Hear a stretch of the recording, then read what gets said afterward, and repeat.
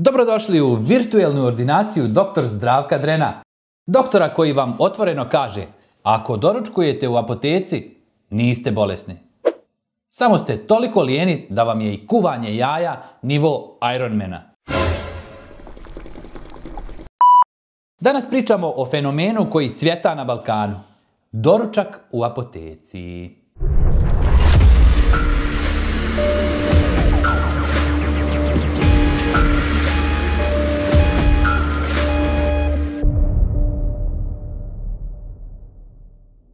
Jer čemu se mučiti da ustaneš ranije, razbiješ 2 jaja, nađeš stavu, isprljaš sudoper, kad sve možeš da središ na kasi apoteke između vazelina i flastera. Kažeš, dobar dan, dajte mi nešto za energiju. I farmaceut, fini gospodin ili gospođa sa osmijehom diplomiranog farmaceuta, odmah vadi čaroliju. Šumeće tablete, kesice sa vitaminom C koji mirišu na narandžu iz 2050. godine. Medvjediće sa kolagenom, bombone za imunitet, bombone za jetru, bombone za bolji brak, bombone za smirenje kad ti ispostave račun. Doručak je serviran i još dobiješ papirnu kesu koja izgleda kao poklon pakovanje za imunitet. Hljeb, suvišno, jaje. Ko još jede jaje kad možeš da popiješ magnezijum sa ukusom breskve? A breskvu nisi ni vidio, ali piše breskva pa mora da je zdravo. Jer apoteka više nije apoteka. Apoteka je supermarket sa diplomom. Mini spa centar za krivicu. Tu dođeš da se osjetiš kao da brineš o sebi. Iako ne znaš šta uzimaš. Treba ti pravi lijek. Farmaceut ode iza u onaj magični bunker gdje drži stvari koje stvarno rade. Ali kad ti treba nešto da se osjećaš zdravim bez recepta, sve je tu. Svuda oko tebe. Poređano kao čokoladice u marketu na kasi.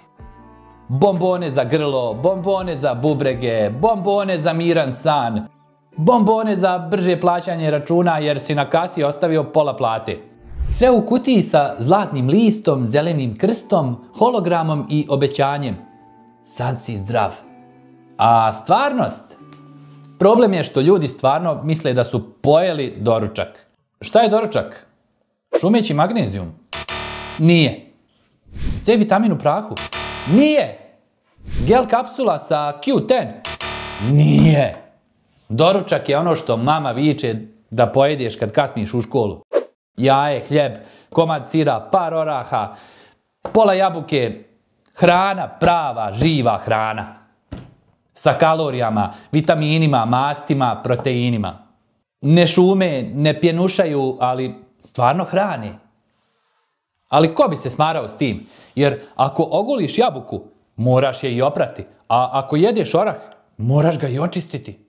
Ali šumeću tabletu, samo baciš u čašu, pogledaš balončiće i misliš, sad sam gotov za danas.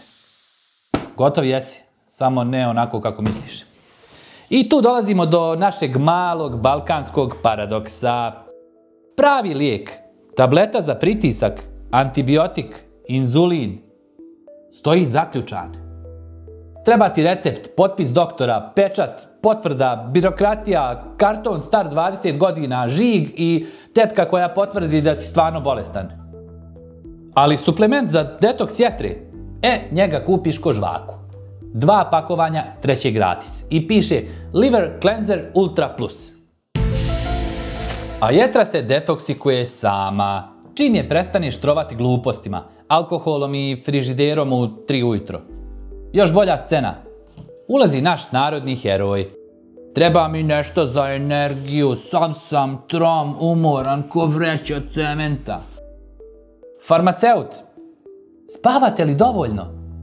Ma ja jedem picu u ponoć, burek u 3 ujutro, spavam 4 sata, ponekad zaspim s telefonom na grudima. Dajte mi nešto da me digne. A farmaceut se ljubazno nasmije, vadi magnezijum, vitamin C, Q10, B kompleks, omega 3, možda i neki probiotik, čisto da se nađe. I hop, junak doručkuje za pultom. Sva hrana mu stane u kapsulu, sve na rate, plus keš. Da se razumijemo, suplementi nekad stvarno pomažu. Ako ti doktor kaže da ti fali gvožđe, magnezijum B12, super. uzmi tabletu. Ako testovi pokažu, sve 5. Ali kod nas je, nisam radio analize, ali uzmam 3 vrste magnezijuma jer je komšija rekao da više ne škripi kad ide niz stepenice. A komšija jede pršutu i ne pije vodu, ali škripi jer nema WD-40. A gdje su ti vitamini? Pa u tanjiru. Vitamin C, paprika, kupus, kivi.